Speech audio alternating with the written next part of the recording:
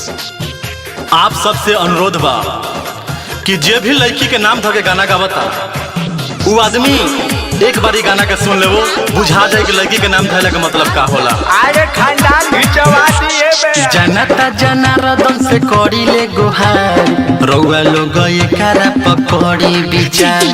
जनता जनार्दन से करी ले गुहार, रउआ लोग एकरा पकड़ी विचार। अब एके गो पैया लगाई, अरे सही बोला ए बाबू। जवन सारे लड़की के नाम धके गाई, सुन ये भाई बेटी चोदे कहाई। जवन सारे लड़की के नाम धके गाई, सुन ये भाई बेटी चोदे कहाई। बाबू बहुत बढ़िया, यही पर सुधर जाए के चाहिए।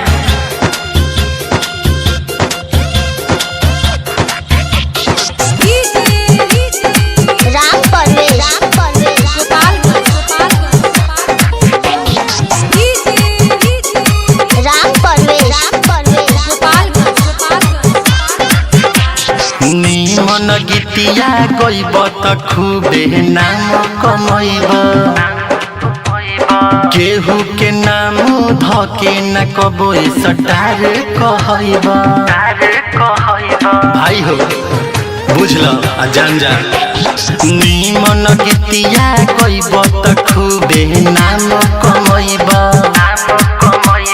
केहू के नाम धके न कबो सटार कहब। सब लोग मिली कर दी दवाई, जवन सारे लड़की के नाम धके गाई, सुन ये भाई बेटी चोदे कहाई।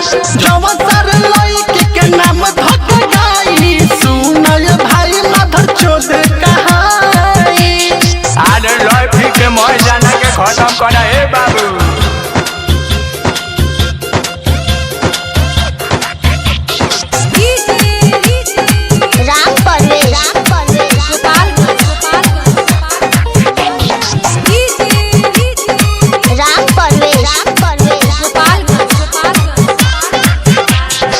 जनतनी एहू गाना पहोई विवाद हो,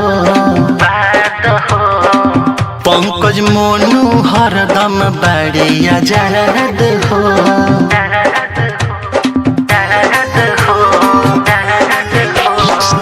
जनतनी एहू गाना पहोई विवाद हो,